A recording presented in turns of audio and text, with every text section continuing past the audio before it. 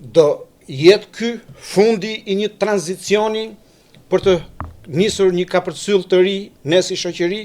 Të gjitha këto pyetje, padyshim që nuk marrin dot përgjigje sepse jam I bindur që edhe ata që janë aty nuk është se ka një ide.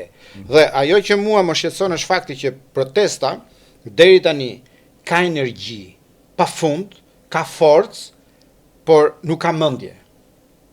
Pra nuk ka një objektiv. Çfarë duam të bëjmë?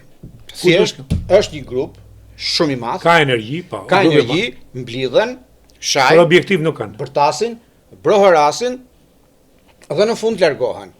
Ndjehen pronar të qytetit, pronar të rrugës, kjo është liria, pra shijojnë lirin për të bërtitur, për të ecur edhe në mes të bulevardit pa I ndaluar kush. Por çfarë duam të bëjmë? Nuk ka ende. Unë kam mbajtja dy qëndrime publike lidhur me nevojën për t'i vënë një kokë, jo domosdoshmërisht emri I personit apo grupi I personave që e drejtojnë, por për t'i vënë një kokë çfarë kërkon protesta. Nëse fajtor është kasta politike, nëse fajtor është sistemi politik, atëherë duhet shkullur sistemi. Opozita politike nuk ka mundur apo nuk ka dashur, kjo është tjetër gjë, deri tani nuk ka dhënë efekt në këtë drejtim. Dhe nëse kjo energji qytetare shkon pikërisht për të kontribuar në çmontimin e këtij mekanizmi dhe këtij sistemi politik, këtu kërkon mendje dhe këtu duhet formulohet një gjë. Çfarë duhet bërë? Ne bjem dakord. Ka nevojë për të përmirësuar sistemi zgjedhor, për të çliruar zgjedhjet nga fuqia e paras, fuqia e pushtetit, fuqia të fortit, dhe të fitoj kush doj nesër, të futet vendi në hullin e zgjedhjeve normale.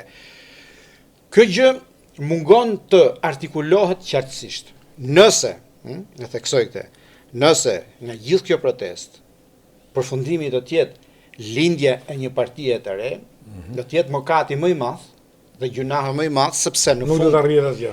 Përveç se do të arrihet asgjë, e gjithë kjo energji të shkojë për të regjistruar partinë 178, do jetë absolutisht e pafalshme për njerëzit që deri tani po e menaxhojnë, sepse thash nuk ka krye, po ka një grup. Po ka organizim. Do dalim këto orë, do bëjmë këto orë që e menaxhojnë.